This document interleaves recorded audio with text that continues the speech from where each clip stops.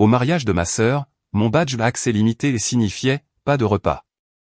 J'ai alors repris mon chèque de 10 000 € sur la table.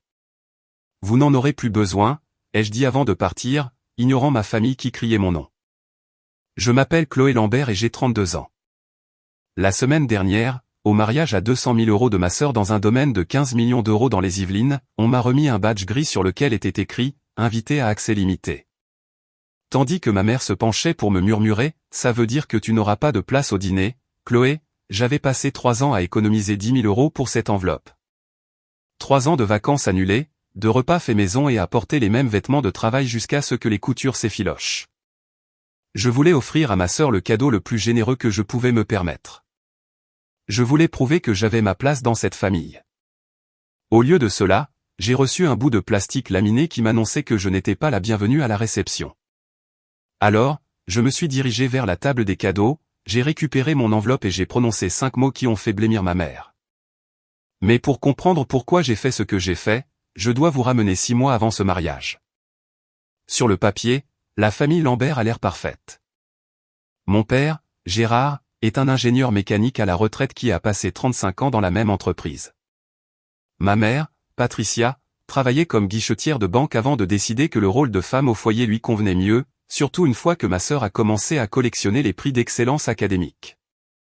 Et puis il y a Camille, de 3 ans mon aînée, diplômée d'HEC, banquière d'affaires dans un prestigieux cabinet de la Défense, la fille qui donnait une raison à mes parents d'envoyer des cartes de vœux à Noël. Et moi, je suis comptable de niveau intermédiaire dans une petite société de logistique à Montreuil. Je vis dans un studio qui coûte 1 800 € par mois et qui a vue sur un mur de briques. J'ai fait un DUT, puis j'ai intégré une université publique parce que mes parents disaient qu'ils ne pouvaient pas se permettre d'envoyer 2 filles dans de grandes écoles. C'est drôle comme ils ont trouvé l'argent pour l'apport de Camille pour son appartement à Neuilly-sur-Seine 3 ans plus tard. En grandissant, j'ai appris à mesurer l'amour en mètres carrés. La chambre de Camille faisait le double de la mienne. Son placard avait des étagères intégrées. Le mien avait une tringle en métal et 3 cintres en plastique d'un magasin à bas prix. Quand elle a eu son bac, mes parents lui ont organisé une fête avec un traiteur et un DJ. Quand j'ai eu le mien, ma mère a dit « On fera quelque chose de simple ». Puis elle a complètement oublié. Mais la chose dont je me souviens le plus clairement, c'est la photo sur la cheminée de notre salon. C'est un portrait de famille de 2015. Mes parents et Camille, debout devant un sapin de Noël, souriant comme s'ils venaient de gagner au loto. Je n'y suis pas. Ma mère a dit que le cadre était trop petit pour nous 4, alors ils m'ont coupé. J'ai passé des années à me dire que ça ne voulait rien dire. J'avais tort. La première fois que j'ai vraiment compris ma place dans cette famille, j'avais 18 ans.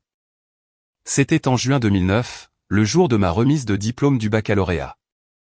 J'avais passé 4 ans à travailler pour ce moment. Mention bien à chaque semestre.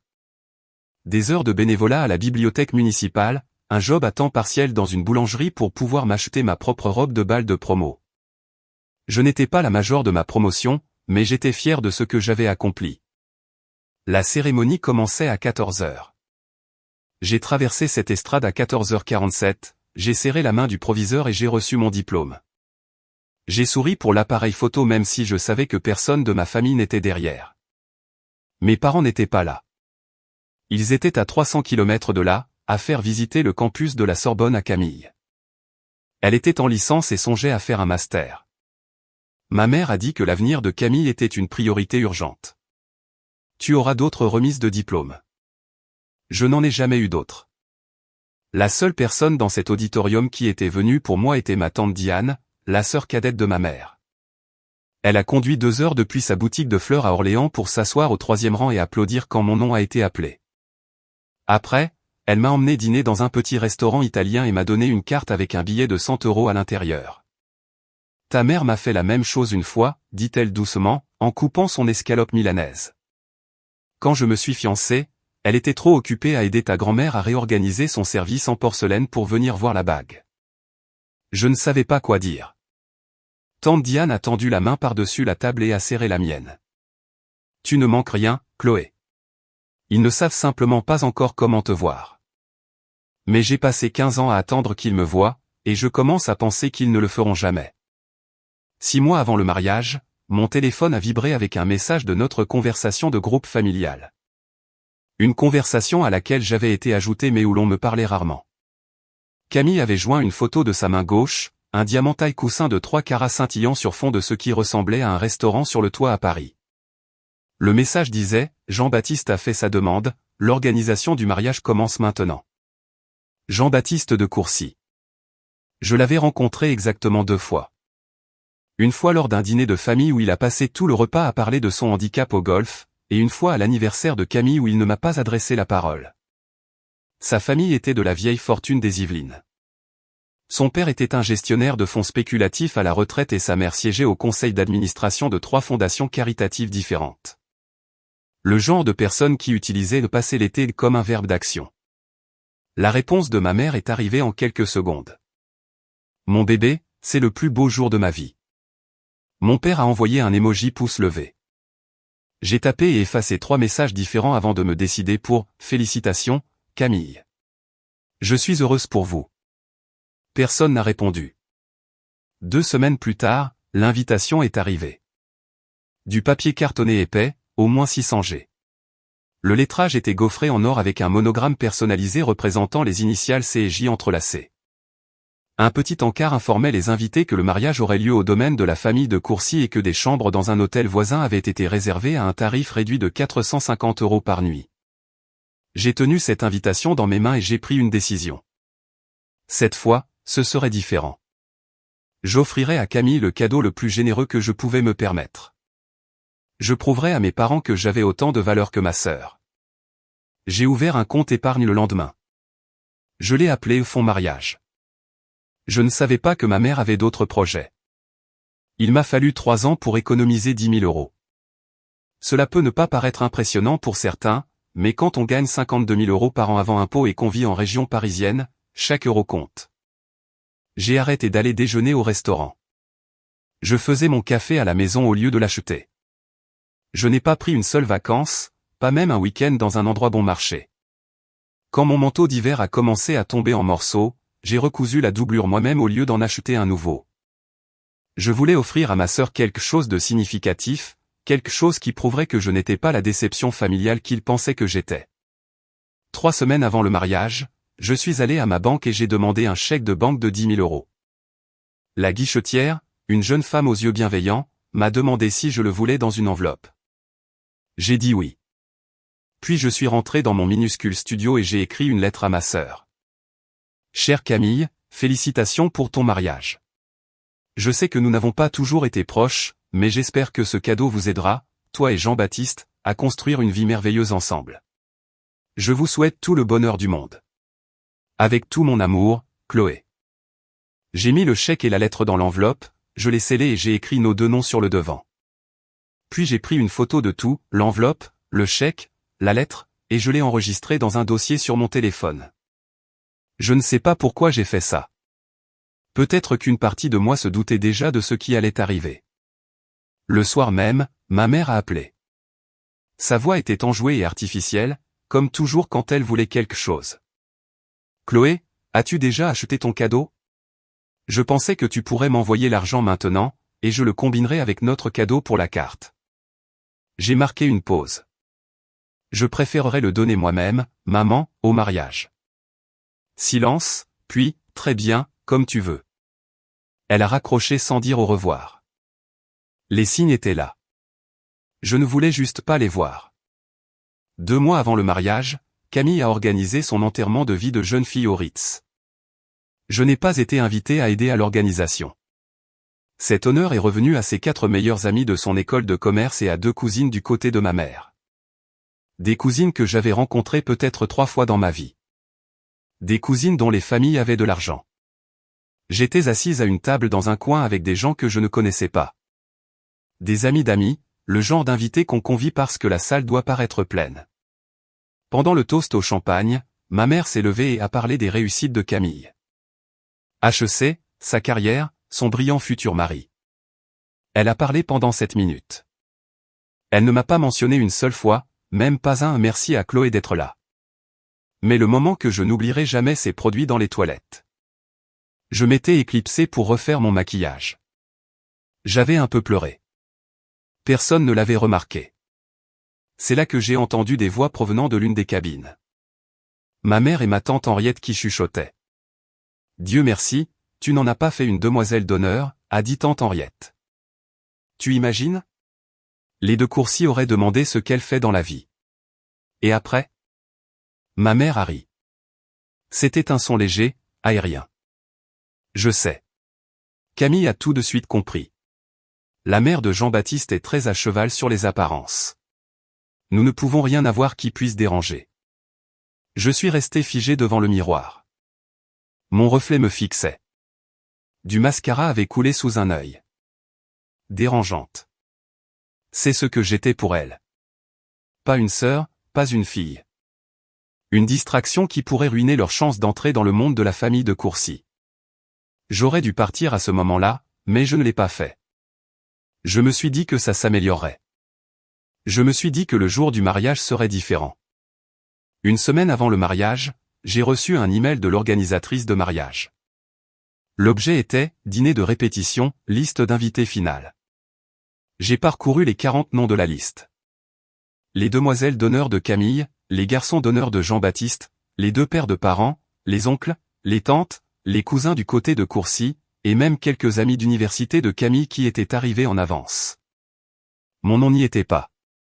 J'ai lu la liste 3 fois, convaincu de l'avoir manqué. Puis j'ai appelé ma mère. « Maman, je n'ai pas reçu d'invitation pour le dîner de répétition. » Oh, elle a marqué une pause. « Chloé, le dîner de répétition est réservé à la noce et à la famille proche. Les parents de Jean-Baptiste sont très stricts sur le nombre d'invités. » J'ai senti quelque chose de froid s'installer dans ma poitrine. Je ne suis pas de la famille proche. Tu sais ce que je veux dire. Ce n'est pas personnel. Les de Courcy organisent et ils ont beaucoup de personnes importantes à accueillir. Il n'y a tout simplement pas de place. J'ai rouvert l'email. J'ai parcouru les noms. L'amie de Camille, Jessica, est sur la liste. Elle n'est pas de la famille.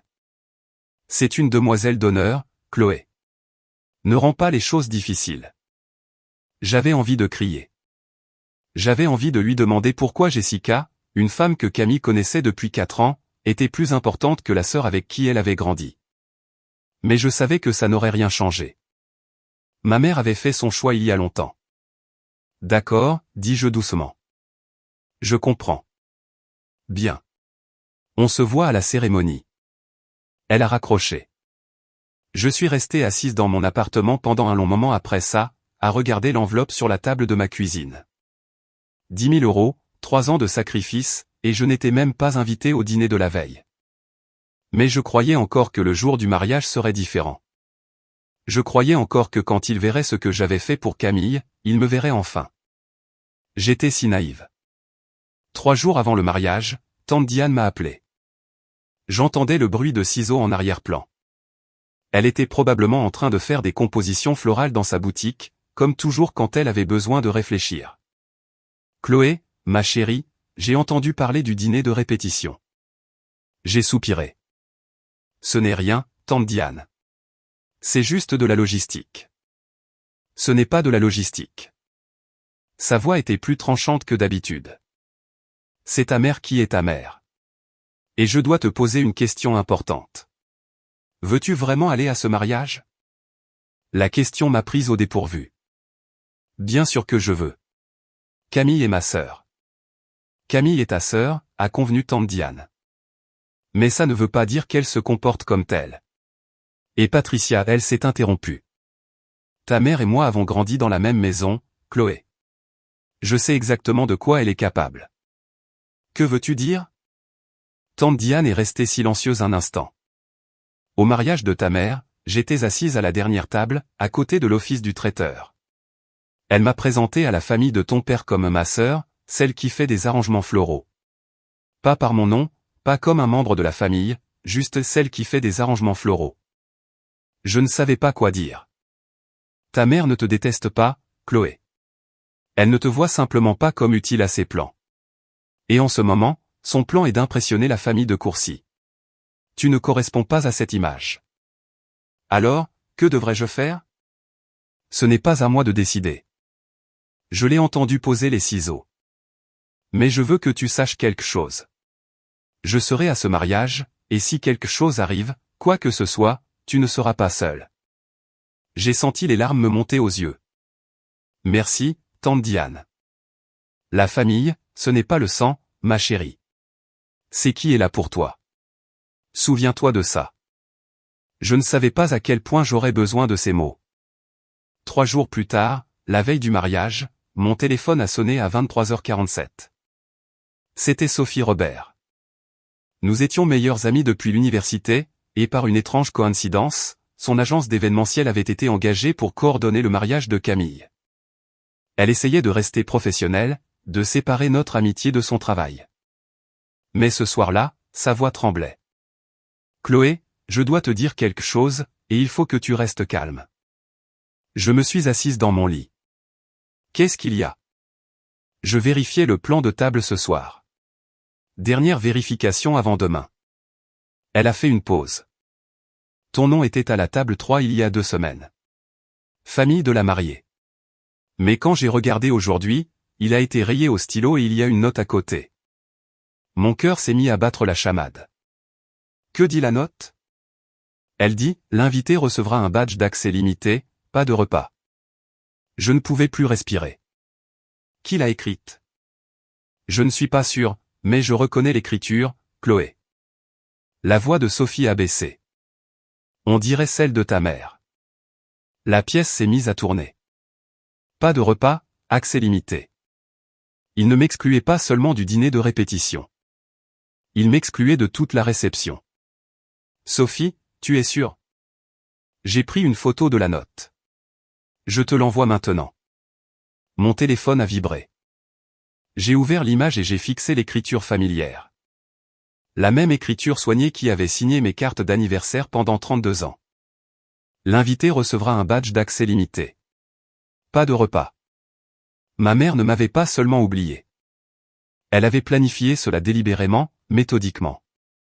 Elle voulait mon argent, mais pas ma présence. Je n'ai pas dormi cette nuit-là, mais au matin, je savais exactement ce que j'allais faire. Je me suis réveillé le matin du 14 juin avec une étrange sensation de clarté. La panique de la nuit précédente s'était consumée. À sa place, il y avait quelque chose de plus froid, de plus dur, pas exactement de la colère, plutôt une certitude.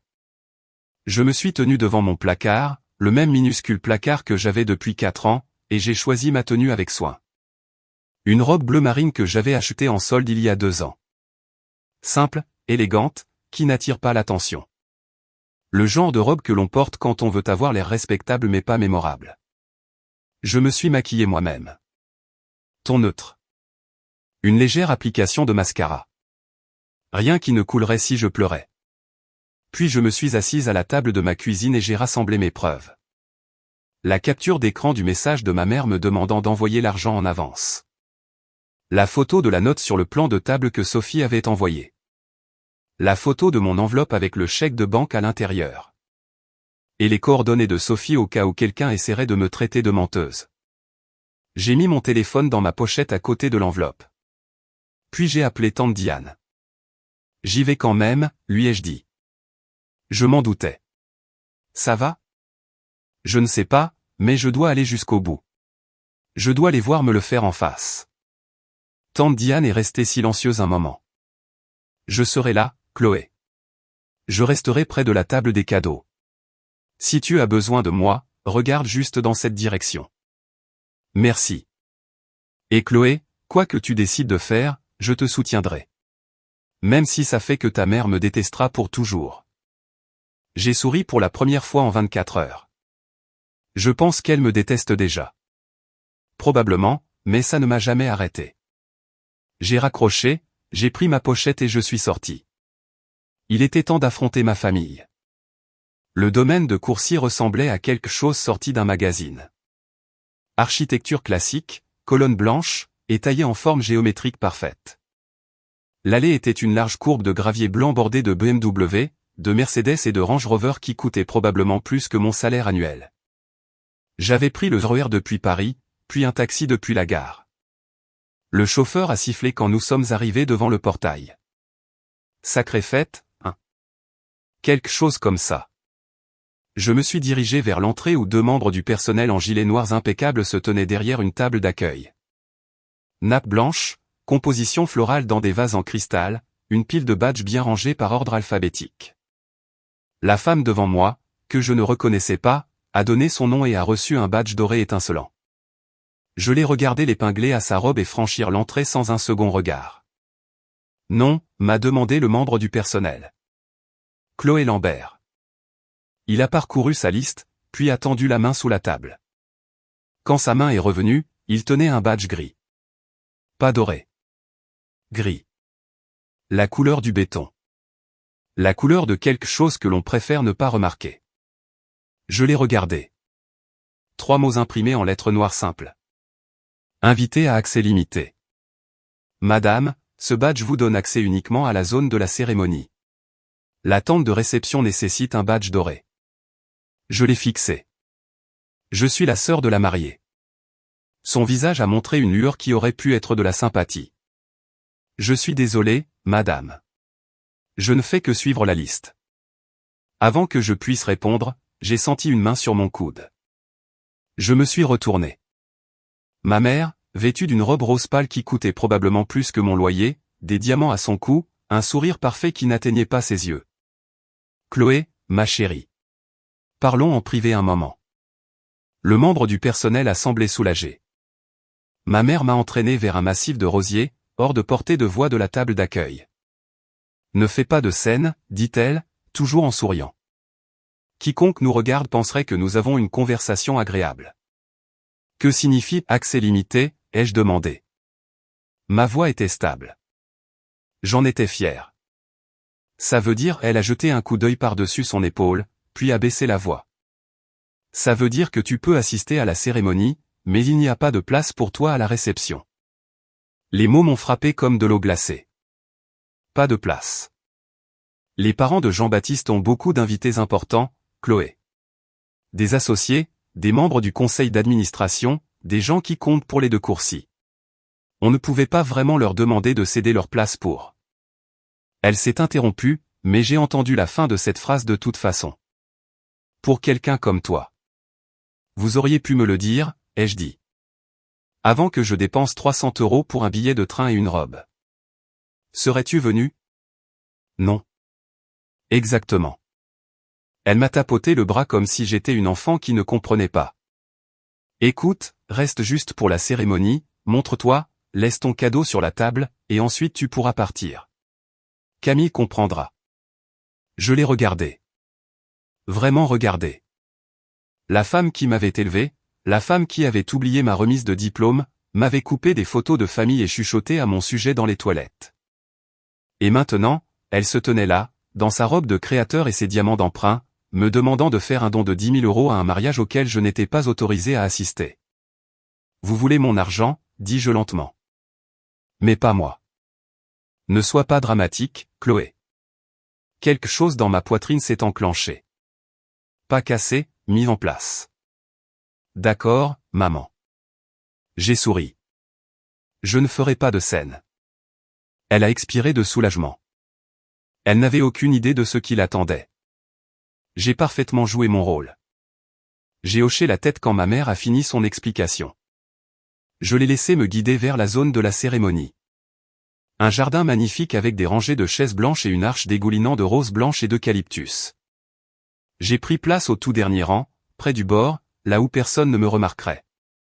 La chaise était différente des autres, moins chère, une simple chaise pliante, alors que les 10 premières rangées avaient des sièges rembourrés avec des dossiers hauts. Je me suis assise et j'ai regardé ma famille se préparer pour le plus beau jour de leur vie. Mon père se tenait près du devant, bavardant avec le père de Jean-Baptiste, un homme aux cheveux argentés dans un costume qui coûtait probablement 5 000 €. Ma mère circulait parmi les invités, riant, touchant les bras et faisant ce qu'elle fait toujours, donnant à chacun l'impression d'être la personne la plus importante de la pièce. Tout le monde sauf moi. Camille est sortie de la maison principale dans un nuage de tulle blanc et de dentelle de Chantilly. Une robe d'un grand couturier. Je l'avais entendu mentionner le créateur au moins 15 fois. 20 000 € de tissu et de perles qui la faisaient ressembler à une princesse. Elle était magnifique. Je dois le lui reconnaître. La cérémonie a commencé. Les vœux ont été échangés. Des larmes ont été versées, principalement par ma mère, qui s'est tamponné les yeux avec un mouchoir brodé. Quand Camille et Jean-Baptiste se sont embrassés, 150 personnes se sont levées et ont applaudi. Je suis restée assise. Ensuite, le photographe a rassemblé les familles pour les portraits. Les deux pères de parents, la noce, des parents éloignés que je n'avais jamais rencontrés. Quelqu'un d'autre de la famille a crié le photographe. Ma mère a secoué la tête. Non, nous sommes tous là. Je les ai regardés poser devant l'Arche de Rose, souriant comme la famille parfaite qu'ils avaient toujours voulu être. Et j'ai pensé, pas pour longtemps. La cérémonie s'est terminée par une pluie de pétales blancs et un quatuor à cordes jouant du Mendelssohn. Les invités ont commencé à se diriger vers la tente de réception, une énorme structure blanche qui brillait de l'intérieur comme une lanterne. À travers les ouvertures, je pouvais voir des lustres en cristal suspendus au plafond, des tables drapées de lin ivoire, des centres de tables de fleurs hollandaises importées qui coûtaient probablement plus que mes courses de la semaine. Je suis resté au bord du jardin, regardant ma famille disparaître dans cette lumière dorée. Personne ne s'est retourné. Pendant un instant, juste un instant, j'ai envisagé de partir, de prendre mon enveloppe, de redescendre cette allée de gravier blanc et de ne plus jamais leur adresser la parole. Ça aurait été la chose digne à faire, la chose discrète. Mais j'en avais fini d'être discrète. Une main a touché mon épaule. Je me suis retourné pour trouver tante Diane à côté de moi, ses cheveux argentés relevés en un chignon élégant, vêtue d'une simple robe bordeaux qui semblait en quelque sorte plus royale que tout ce que ma mère portait. « Comment tu tiens le coup, ma chérie ?» Je lui ai montré le badge gris toujours serré dans ma main. Ils ne veulent pas de moi à la réception. Je sais, Sophie me l'a dit. Elle n'avait pas l'air surprise, juste triste. Qu'est-ce que tu vas faire ? Je vais récupérer mon enveloppe. Tante Diane a hoché la tête lentement. La table des cadeaux est près de l'entrée. Je suis passé devant tout à l'heure. Elle m'a serré la main. Je serai tout prêt. Tu ne seras pas seul. Merci. Chloé. Elle a soutenu mon regard. Quoi qu'il arrive dans les 10 prochaines minutes, ne t'excuse pas. N'explique pas. Ne leur donne pas la satisfaction de te voir craquer. J'ai pris une profonde inspiration. Je ne le ferai pas. Elle a reculé et je me suis tourné vers la tente. La table des cadeaux attendait. J'étais à mi-chemin de l'entrée quand un membre du personnel s'est mis sur mon chemin. Excusez-moi, madame. Il était jeune, peut-être 22 ans, avec une expression désolée. Puis-je voir votre badge ? J'ai brandi la carte grise. Son visage s'est décomposé. Je suis désolé, madame. Ce badge ne donne pas accès à la zone de réception. Badge doré uniquement. Je comprends. J'ai gardé ma voix calme. Mais je suis la sœur de la mariée. J'ai juste besoin d'eux. Je suis vraiment désolé. Il avait l'air vraiment mal à l'aise. J'ai des instructions strictes. Aucune exception. Par-dessus son épaule, je pouvais voir la réception battre son plein. Des serveurs portant des plateaux de champagne. Des invités riant et discutant. Mes parents, debout près de la table d'honneur, acceptant les félicitations comme s'ils venaient d'accomplir quelque chose de magnifique. Et puis Camille est passée. Elle était toujours dans sa robe de mariée, radieuse et rouge de la cérémonie. Ses yeux ont croisé les miens à travers la foule. Pendant une seule seconde, j'ai pensé qu'elle pourrait s'arrêter, pourrait dire aux membres du personnel de me laisser passer, pourrait se souvenir que j'étais sa sœur avant d'être un inconvénient. Au lieu de cela, elle a détourné le regard et a continué à marcher. Elle n'a même pas ralenti. Le membre du personnel s'est agité maladroitement. « Madame, si vous souhaitez attendre dehors, je peux. » « C'est bon. » J'ai reculé. Je n'essaie pas d'entrer. Il a semblé soulagé. Je me suis tourné et j'ai marché vers le côté de la tente, où une table blanche recouverte d'un tissu de soie contenait une montagne de cadeaux magnifiquement emballés. Pas de sécurité, pas de surveillance, juste un panneau décoratif qui disait « Vœux de bonheur pour ces givres en calligraphie dorée ». Mon enveloppe était là, quelque part. 10 000 € que ma famille s'attendait à recevoir, mais pour lesquels ils ne pensaient pas que je méritais d'être remercié en personne. Il était temps de la reprendre. Je veux faire une pause ici un instant. Vous avez vu ce qu'ils m'ont fait. Le badge gris, les explications chuchotées, ma propre sœur passant devant moi comme si j'étais invisible. Alors, voici ma question. Que feriez-vous? Partiriez-vous discrètement, confronteriez-vous vos parents, ou feriez-vous quelque chose de complètement différent? Mettez votre réponse dans les commentaires, A, B ou C. Je veux vraiment savoir. Et si cette histoire vous touche en ce moment, cliquez sur le bouton de partage. Quelqu'un dans votre entourage a besoin d'entendre ça.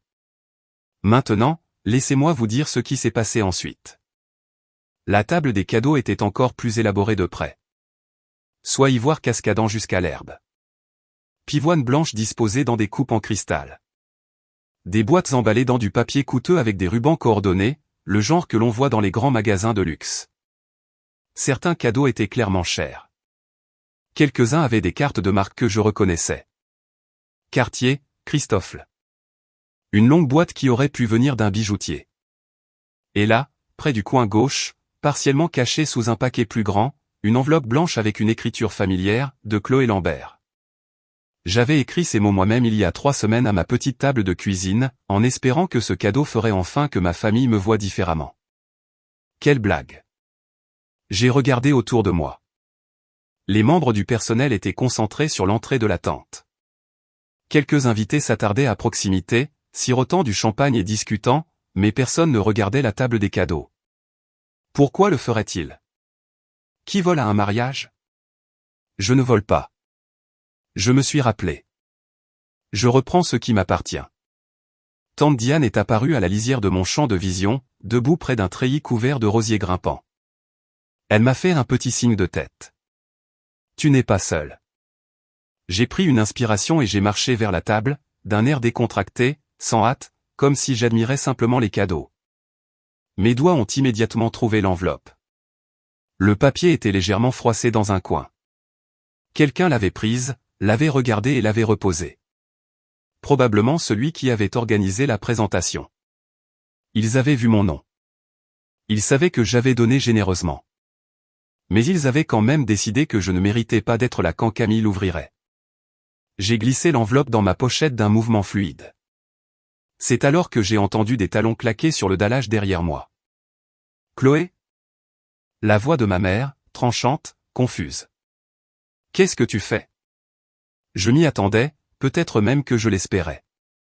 Ma mère se tenait à 1 mètre de moi, une flûte de champagne à la main, son visage parfaitement maquillé figé dans une expression entre le choc et la fureur. Derrière elle, quelques invités s'étaient retournés pour regarder. Pas beaucoup, mais assez. Je t'ai posé une question, dit-elle, baissant la voix à un sifflement. Qu'est-ce que tu fais à la table des cadeaux? Je reprends mon enveloppe. Tu es. Elle s'est arrêtée. A compris. Tu ne peux pas faire ça. Si, je peux. J'ai gardé ma voix calme, comme tante Diane me l'avait appris. Le cadeau n'a pas encore été donné. L'enveloppe n'a pas été ouverte. Légalement et moralement, il m'appartient toujours. C'est ridicule. Remets-la.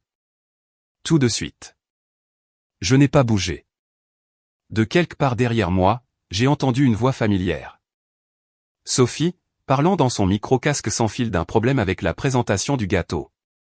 Elle est passée à côté de nous sans croiser mon regard, mais sa main a frôlé la mienne en passant. Et dans ma paume, elle a pressé un morceau de papier plié. Une copie de la note manuscrite qu'elle avait photographiée la veille au soir. L'invité recevra un badge d'accès limité. Pas de repas. De l'écriture de ma mère. J'ai glissé le papier dans ma pochette à côté de mon enveloppe. La preuve, la confirmation, la démonstration que ce n'était pas un oubli ou une erreur. Ma mère avait planifié cela depuis le début. Patricia. Une voix de femme nous a interrompus. Plus âgée, cultivée, avec le léger accent de la vieille bourgeoisie des Yvelines. Est-ce que tout va bien? Je me suis retourné. Éléonore de Courcy, mère du marié, cheveux argentés, perles au cou, des yeux qui ne manquaient rien. Le visage de ma mère est devenu blême. Tout va bien, Éléonore, juste une petite affaire de famille. Mais le regard d'Éléonore s'était déjà posé sur moi, sur mon badge gris, sur la pochette que je tenais un peu trop fermement. Je vois, dit-elle. Comme c'est intéressant. Les 30 secondes suivantes ont semblé durer 1 heure. Éléonore de Courcy me regardait toujours avec ses yeux vifs et intelligents. Ma mère était figée à côté d'elle, calculant clairement comment sauver la situation, et en arrière-plan, le quatuor à cordes jouait quelque chose de doux et romantique pendant que 150 invités inconscients célébraient. J'ai regardé le badge gris toujours accroché à ma robe. Puis la tente, dorée et lumineuse, pleine de gens à qui on avait dit que je n'étais pas assez importante pour m'asseoir avec eux. Ma mère a fait un pas vers moi. « Chloé, s'il te plaît, ne fais pas ça ici. Pas aujourd'hui. » « Pourquoi pas aujourd'hui ? » « Parce que c'est le mariage de ta sœur. » « Vraiment ? » J'ai penché la tête. « Parce que de là où je suis, ça ressemble plus à ton mariage. Ta chance d'impressionner les de Courcy. Ton opportunité de prouver que la famille Lambert a sa place dans leur monde. » Le sourcil d'Éléonore s'est levé presque imperceptiblement. « Ce n'est pas juste, » a dit ma mère. « Juste ? » J'ai presque ri. Tu m'as demandé l'argent de mon cadeau il y a 3 semaines. Tu le voulais en avance pour pouvoir le combiner avec le tien, pour que Camille pense que la générosité venait de toi. Quand j'ai dit non, tu as décidé de me punir. Ce n'est pas tu as rayé mon nom du plan de table. Tu as donné des instructions pour que je reçoive un badge limité. Tu t'es assuré que je ne puisse même pas m'asseoir pour manger au mariage de ma propre sœur. Le visage de ma mère était passé de pâle à gris. Éléonore de Courcy n'avait pas dit un mot, mais son expression s'était transformée en quelque chose de froid et d'évaluateur. J'ai la note, maman. J'ai tapoté ma pochette. Sophie l'a trouvée. Ton écriture, tes instructions, pas de repas. Pour la première fois de ma vie, j'ai vu ma mère à court de mots.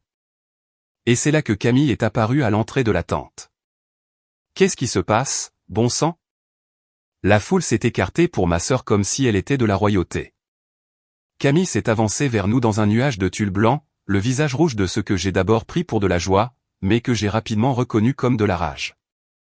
Jean-Baptiste la suivait, l'air confus. Plusieurs invités avaient arrêté leur conversation pour regarder. Chloé. La voix de Camille était glaciale. Qu'est-ce que tu fais à la table de mes cadeaux ? J'ai sorti l'enveloppe de ma pochette et je l'ai tenue en l'air pour que tout le monde à proximité puisse la voir. Ceci est mon cadeau pour toi. Un chèque de banque de 10 000 €. Un murmure a parcouru les invités qui regardaient. 10 000 € était une somme importante, même pour cette assemblée. J'ai économisé pendant 3 ans, ai-je continué, en gardant ma voix stable. J'ai sauté des vacances. J'ai fait mon café à la maison. J'ai porté le même manteau pendant 4 hivers parce que je voulais te donner quelque chose de significatif. Parce que je pensais que peut-être, cette fois, tu me traiterais comme un membre de la famille. L'expression de Camille a vacillé. De la surprise, peut-être. Ou de l'inconfort. Chloé, ce n'est pas mais je n'ai pas été invitée au dîner de répétition. Je n'ai pas été autorisée à être demoiselle d'honneur. Et quand je suis arrivée aujourd'hui, on m'a donné ça. J'ai levé le badge gris de ma main libre. Accès limité. Pas de repas. Ta propre sœur n'a pas eu le droit de manger à ton mariage. Le murmure s'est amplifié. Je pouvais voir les invités échanger des regards. Cela n'était pas censé se produire à un mariage comme celui-ci. C'était. Camille a regardé notre mère. C'était pour des raisons de place. Les parents de Jean-Baptiste avaient tellement d'invités. Maman a écrit la note elle-même. J'ai croisé le regard de ma sœur. Elle l'a mise dans le plan de table. Son écriture, sa décision. Elle voulait mon argent, mais elle ne voulait pas de moi. Éléonore de Courcy s'est avancée. Est-ce vrai, Patricia ? La couleur a complètement quitté le visage de ma mère. Je n'ai jamais vu ma mère paraître si petite. Elle se tenait là, dans sa robe coûteuse et ses diamants d'emprunt, entourée par les personnes même qu'elle essayait si désespérément d'impressionner, et elle ne savait pas quoi dire. Éléonore, je peux expliquer. J'adorerais entendre ça. La voix d'Éléonore était polie, mais assez tranchante pour couper du verre. Parce que, d'après ce que je comprends, vous avez refusé à votre propre fille une place au mariage de sa sœur tout en attendant sa contribution financière. Ce n'était pas comme ça. Alors, comment était-ce, Patricia ? La bouche de ma mère s'est ouverte et fermée. Aucun son n'en est sorti. D'autres invités s'étaient rassemblés maintenant. Le quatuor à cordes avait cessé de jouer. Même le personnel de service s'était arrêté pour regarder. Jean-Baptiste se tenait à côté de Camille, l'air de vouloir être n'importe où ailleurs sur terre. Camille m'a attrapé le bras. « Chloé, arrête ça. Tu gâches tout. » Je me suis dégagé. Je ne gâche rien. Je reprends quelque chose qui m'appartient. Tu ne peux pas simplement. Si, je peux. J'ai brandi l'enveloppe une dernière fois. Ce chèque n'a pas été encaissé. Ce cadeau n'a pas été donné. Et après tout ce que vous avez fait, tout ce que tu as laissé maman faire, je le garde. Tu es ridicule. Non. J'ai regardé ma sœur. Vraiment regardé. Peut-être pour la première fois. Pendant 32 ans, c'est moi qui ai été ridicule. Croyant que si j'essayais plus fort, si j'aimais plus fort, si je donnais plus, vous finiriez par me voir comme une égale. Mais vous ne l'avez jamais fait, et vous ne le ferez jamais. J'ai glissé l'enveloppe dans ma pochette. Alors, j'arrête d'essayer. Je me suis retourné pour partir, mais la voix de ma mère m'a arrêté. Chloé Lambert, si tu sors d'ici, tu ne fais plus partie de cette famille. Je me suis retourné. Maman, dis-je doucement. Je n'en ai jamais fait partie. Le silence qui a suivi était assourdissant. 150 personnes se tenaient figées dans un tableau parfait. Flûte de champagne levée, conversations abandonnées, tous les yeux fixés sur la scène qui se déroulait près de la table des cadeaux. Je pouvais voir leurs expressions passer de la curiosité au choc, puis à quelque chose qui ressemblait presque à du respect. Ma mère a craqué la première. Espèce d'ingrate, d'égoïste. Patricia. La voix d'Éléonore de Courcy a tranché comme une lame. Ce n'est peut-être pas le moment. Ma mère s'est tournée vers elle. Éléonore, s'il vous plaît. Vous ne comprenez pas. Je comprends parfaitement. Le regard de la femme plus âgée était glacial. Vous avez exclu votre fille de la réception du mariage de sa sœur. Vous lui avez refusé une place, un repas et la dignité la plus élémentaire. Et vous vous attendiez à ce qu'elle contribue silencieusement à hauteur de 10 000 € de toute façon. Elle a fait une pause. Ce n'est pas un malentendu. C'est un calcul. Jean-Baptiste s'est agité, mal à l'aise. Maman, peut-être que nous devrions. Nous aurions dû être informés de toute la situation avant d'accepter d'accueillir ce mariage. Éléonore n'a pas élevé la voix, mais elle n'en avait pas besoin. La famille de Courcy attache de l'importance à la famille, Patricia. Toute la famille, pas seulement les membres qui sont photogéniques. Ma mère a eu l'air d'avoir été giflée. Camille s'est avancée, des larmes coulant sur son visage. C'est le jour de mon mariage. C'est censé être le plus beau jour de ma vie. J'ai senti quelque chose bouger dans ma poitrine. Pas de la culpabilité, exactement, mais quelque chose de proche. Je sais, dis-je doucement. Et je suis désolé qu'il soit perturbé, mais je ne m'excuserai pas de refuser d'être invisible plus longtemps. Je me suis tourné vers tante Diane, qui avait regardé depuis le bord de la foule. Elle s'est approchée de moi et a mis son bras autour de mon épaule. Nous partons maintenant, a-t-elle annoncé à personne en particulier. Passez une excellente réception. Et ensemble, nous avons marché vers la sortie. Derrière nous, j'ai entendu ma mère commencer à pleurer. Le chaos a éclaté au moment où nous avons dépassé le jardin de roses. Je pouvais entendre la voix de Camille monter jusqu'à un cri derrière nous. Les sanglots de ma mère, Jean-Baptiste essayant de calmer tout le monde tout en dirigeant les invités vers la tente. Le quatuor à cordes avait recommencé à jouer, quelque chose de rythmé et de désespéré, comme s'il pouvait restaurer la normalité par la seule force musicale. « Ne te retourne pas », murmura tante Diane. « Continue de marcher. » Mais je me suis retourné, juste une fois. Mon père se tenait au bord de la tente, me regardant partir. Son visage était impossible à lire. Quelque part entre la honte, le chagrin et quelque chose que je ne pouvais pas nommer. Pendant un instant, j'ai pensé qu'il pourrait venir après moi, qu'il pourrait enfin, après 32 ans, me choisir. Il ne l'a pas fait. Il s'est retourné et est retourné aux côtés de ma mère. Tante Diane m'a serré l'épaule. Je sais, ma chérie. Je sais. Nous avons atteint l'avant du domaine où un taxi attendait déjà. Je l'avais appelé ce matin-là avant de quitter mon appartement. Une partie de moi avait su que je ne resterais pas pour la réception. Tu avais tout prévu, dit tante Diane, impressionnée. J'ai appris que personne d'autre ne prévoit pour moi. Nous sommes montés à l'arrière. Le chauffeur, le même homme qui m'avait déposé plus tôt, nous a regardés dans le rétroviseur. Fête de courte durée, hein? Quelque chose comme ça. Alors que la voiture s'éloignait, je me suis retourné pour regarder le domaine de Courcy rapetissé dans la lunette arrière. Les colonnes blanches, les haies manucurées, la tente brillant d'or contre le ciel de l'après-midi. Quelque part là-dedans, ma famille faisait face aux conséquences de ce que j'avais fait. Et je ne ressentais rien. Pas de triomphe, pas de satisfaction, juste un immense vide épuisé. Que se passe-t-il maintenant, ai-je demandé. Tante Diane a pris ma main. Maintenant, dit-elle, tu commences ta vie. Nous étions à quelques centaines de mètres du domaine quand j'ai entendu des cris. Le chauffeur a ralenti alors qu'une autre voiture s'est arrêtée à côté de nous. Un SUV blanc avec le logo du domaine de Courcy sur la portière. À travers la vitre, j'ai vu Camille sur la banquette arrière, toujours dans sa robe de mariée, du mascara coulant sur son visage.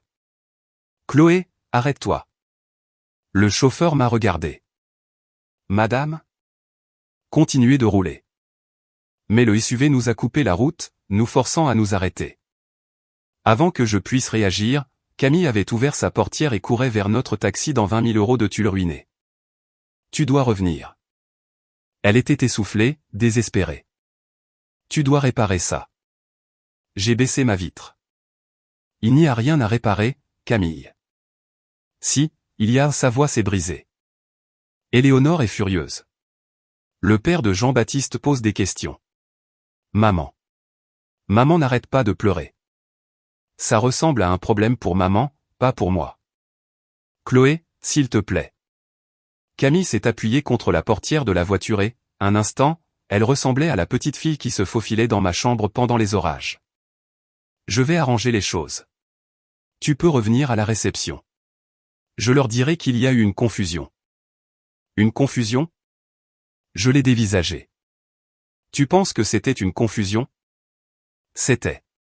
C'était compliqué. Maman voulait. Maman voulait mon argent et tu voulais épouser Jean-Baptiste sans que personne ne pose de questions gênantes sur ta sœur comptable. J'ai secoué la tête. Ce n'est pas une confusion, Camille. C'est un choix. Des larmes ont coulé sur ses joues. Je suis ta sœur. Oui. J'ai senti la main de tante Diane se resserrer sur la mienne. Et tu as choisi de les laisser me traiter comme si je ne l'étais pas. Camille a ouvert la bouche, l'a refermée. Elle n'avait rien à dire. Retourne à ton mariage, ai-je dit. Tes invités attendent. J'ai remonté la vitre. Roulez. Mon téléphone a commencé à sonner avant que nous n'atteignions la route principale. Maman, papa, Camille, maman encore. Des numéros inconnus qui étaient probablement des parents appelant au nom de quelqu'un d'autre. Je les ai tous mis en silencieux et j'ai regardé par la fenêtre la campagne des Yvelines. Collines verdoyantes, murs de pierre, maison avec des garages pour 3 voitures et des cours de tennis. Tu as le droit de ressentir des choses, dit tante Diane doucement. Ce n'est pas rien. Je sais, j'ai dégluti. Mais je ne peux pas les ressentir encore. Pas tant que je suis encore dans cette voiture. Pas tant que je peux encore voir cette maison au loin. Mon téléphone a sonné à nouveau. Cette fois, c'était mon père. Quelque chose en moi, un vieil espoir enfantin, m'a fait répondre. Chloé. Sa voix était faible, tendue. S'il te plaît, reviens. Ta mère est. Elle ne gère pas bien la situation. Elle ne gère pas bien la situation? Je sais comment ça paraît. Vraiment? J'ai senti la colère monter, traversant l'engourdissement. Papa, ils m'ont donné un badge gris. Ils m'ont dit que je ne pouvais pas manger. Ils voulaient mon argent mais pas ma présence. Et tu es resté là. Tu as laissé faire. Silence. Je ne savais pas pour le badge. Tu n'as pas demandé. Ma voix s'est légèrement brisée et j'ai détesté ça. En 32 ans, tu n'as jamais demandé une seule fois comment j'étais traité. Tu as juste. Tu as laissé maman gérer. Tu as laissé Camille être l'importante. Et tu ne m'as jamais, jamais protégé. Chloé. Je ne reviens pas, papa. Pas aujourd'hui. Peut-être jamais. Tu ne peux pas simplement couper les ponts avec ta famille. Regarde-moi faire. J'ai raccroché. Tante Diane n'a rien dit. Elle s'est juste penchée et m'a doucement pris le téléphone de ma main tremblante. Tu pourras le récupérer plus tard, dit-elle. Quand tu seras prête. Le taxi a continué sa route. Derrière nous, le domaine de Coursier a disparu à l'horizon. Je ne me suis plus retourné. Les larmes ne sont venues que lorsque nous sommes arrivés à la gare. Tante Diane avait insisté pour retourner à Paris avec moi. Nous nous sommes assises dans un coin tranquille du quai du RER, entourés de voyageurs du week-end qui n'avaient aucune idée que mon monde entier venait de s'effondrer et de se reconstruire en l'espace de 2 heures. Je l'ai vraiment fait. Ma voix semblait étrange à mes propres oreilles. J'ai vraiment pris l'enveloppe et je suis parti. Oui, tu l'as fait. Ils vont me détester. Tante Diane m'a serré contre elle. Certains d'entre eux, oui, mais ma chérie, ils ne te traitaient pas avec amour pour commencer. Tu ne peux pas perdre quelque chose que tu n'as jamais eu. Les larmes sont venues alors, pas les larmes délicates et photogéniques que ma mère produisait sur commande, mais des sanglots laids et haletants qui secouaient tout mon corps. J'ai pleuré pour la remise de diplôme qu'ils avaient manqué, pour le portrait de famille dont ils m'avaient coupé. Pour les 32 ans que j'avais passé à croire que si seulement je les aimais assez fort, ils m'aimeraient en retour. Ça n'allait jamais être suffisant, n'est-ce pas, ai-je chuchoté. Peu importe ce que je faisais. Non, ma chérie, ça ne l'était pas. Tante Diane m'a caressé les cheveux comme elle le faisait quand j'étais petite. Certaines personnes ne sont pas capables de voir la valeur des autres. C'est un défaut en eux, pas en toi. Le train est arrivé. Nous sommes montés en silence. Alors que le paysage des Yvelines laissait place au contour gris de Paris, mon téléphone a vibré une dernière fois. J'ai jeté un coup d'œil à l'écran. Un SMS de Sophie. Éléonore a emmené Camille dans une pièce privée après ton départ. Personne ne sait ce qui s'est passé, mais Camille pleurait en sortant. Je pense que les choses sont sur le point de changer pour ta famille. J'ai fixé le message pendant un long moment. Puis j'ai rangé mon téléphone et j'ai fermé les yeux. C'est à ce moment-là que j'ai quitté le mariage de ma sœur. Mais l'histoire ne s'arrête pas là.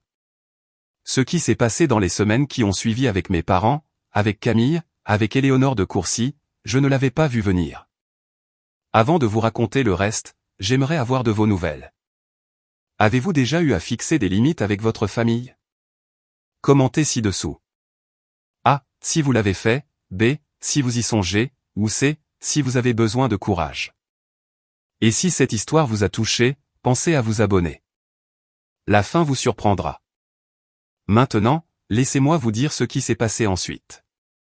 Mon téléphone n'a pas arrêté de vibrer pendant 3 jours. J'ai désactivé les notifications, mais je pouvais voir le compteur grimper chaque fois que je jetais un coup d'œil à l'écran. Appels manqués, 47, SMS, plus d'une centaine, messages vocaux que je ne pouvais me résoudre à écouter. Le lundi après le mariage, je suis allé à ma banque pendant ma pause déjeuner et j'ai annulé le chèque de banque. Le guichetier, un autre que la fois précédente, m'a demandé si quelque chose n'allait pas. Changement de programme, ai-je dit. Je garde l'argent. Ce soir-là, tante Diane a appelé de sa boutique de fleurs. J'ai entendu des choses, dit-elle, des ciseaux cliquetant en arrière-plan. Éléonore de Courcy a eu une très longue conversation avec ta mère après ton départ. Ta mère m'a appelé ce matin pour me reprocher de t'avoir encouragé. Que as-tu dit? Je lui ai dit que je n'avais rien encouragé. Tu as fait ton propre choix. Une pause. Je lui ai aussi dit que si elle t'avait traité avec une dignité élémentaire, rien de tout cela ne serait arrivé. Comment l'a-t-elle pris? Elle m'a raccroché au nez. Donc, comme prévu. J'ai presque ri. Et Camille? La voix de tante Diane s'est adoucie. D'après ce que j'entends, la lune de miel a été tendue. Éléonore a dit quelque chose à Camille en privé. Personne ne sait exactement quoi, mais apparemment il y a eu des larmes. Jean-Baptiste a essayé d'arranger les choses, mais Éléonore est. Eh bien, c'est Éléonore. Elle n'oublie pas. J'ai digéré cela en silence. Une partie de moi voulait se sentir vengé, mais surtout, je me sentais juste fatigué. Que dois-je faire maintenant, ai-je demandé. Tu avances, ma chérie. Tu as passé 32 ans à attendre qu'il change. Maintenant, tu arrêtes d'attendre. J'ai regardé autour de mon minuscule studio. La cuisine exiguë, la vue sur le mur de briques, le porte-enveloppe vide sur mon bureau. Je pense que je peux faire ça. 2 semaines après le mariage, 3 choses se sont produites. Premièrement, ma promotion a été confirmée. Je travaillais pour devenir comptable senior depuis presque 2 ans et le timing semblait presque cosmique. Ma patronne, une femme pragmatique nommée Marguerite qui n'avait aucune patience pour les drames, m'a convoqué dans son bureau un mardi après-midi. Tu l'as mérité, Chloé. Quoi qu'il se passe dans ta vie personnelle, tu n'as jamais laissé cela affecter ton travail. Elle a fait glisser un dossier sur son bureau. Augmentation de 12%, nouveau titre, tu commences le mois prochain. Je l'ai remercié et j'ai réussi à ne pas pleurer avant d'atteindre les toilettes. Deuxièmement, ma mère a laissé un message vocal. Je l'ai supprimé sans les écouter, mais quelque chose dans celui-ci m'a fait marquer une pause. Sa voix était différente. Pas le ton sec et autoritaire auquel j'étais habitué, mais quelque chose de plus mince, presque fragile. Chloé, je sais que tu n'écoutes pas ces messages, mais j'ai besoin que tu saches que qu'Éléonore m'a parlé de la famille, de la façon dont nous nous traitons les uns les autres. Une longue pause. Je ne suis pas d'accord avec tout ce qu'elle a dit, mais j'ai réfléchi. Peut-être. Peut-être que nous devrions parler. J'ai sauvegardé le message vocal. Je n'ai pas rappelé. Troisièmement, mon père a envoyé un email. Pas au groupe familial, juste à moi. Privé. Chloé. Je ne sais pas comment dire ça, alors je vais juste le dire. Je suis désolé. J'aurais dû te protéger. J'aurais dû prendre la parole. Je ne l'ai pas fait, et c'est un échec avec lequel je devrais vivre. Je ne te demande pas de me pardonner. Je te demande juste de savoir que je le vois maintenant. Je vois ce que nous avons fait. Si jamais tu veux parler, je suis là. Papa. J'ai lu l'email 7 fois. Je n'ai pas répondu, mais je l'ai sauvegardé dans un dossier intitulé Peut-être un jour. Un mois après le mariage, j'ai écrit l'email que je composais dans ma tête depuis des années. Je me suis assise dans mon café préféré, un petit endroit près de mon appartement qui faisait d'excellents flat white, et j'ai fixé le curseur clignotant pendant un long moment avant de commencer à taper. Chère maman, papa et Camille, je n'écris pas ceci pour vous blesser. J'écris parce que j'ai besoin que vous compreniez quelque chose. Je ne suis plus en colère. La colère demande de l'énergie et j'ai passé trop d'années à donner mon énergie à des gens qui ne l'appréciaient pas. Ce que je ressens maintenant est plus proche de la clarté. Pendant 32 ans, j'ai essayé de gagner une place dans cette famille. Je suis restée silencieuse quand j'aurais dû parler. J'ai donné quand j'aurais dû retenir. J'ai accepté un traitement que je n'aurais jamais toléré de la part d'étrangers parce que je croyais que la famille signifiait endurer la douleur. J'avais tort. La famille, c'est se choisir les uns les autres. C'est être présent même quand c'est inopportun. C'est traiter quelqu'un avec dignité même quand, et surtout quand, personne ne regarde. Vous ne m'avez pas choisi et je ne peux pas vous y forcer. Mais je peux me choisir moi-même.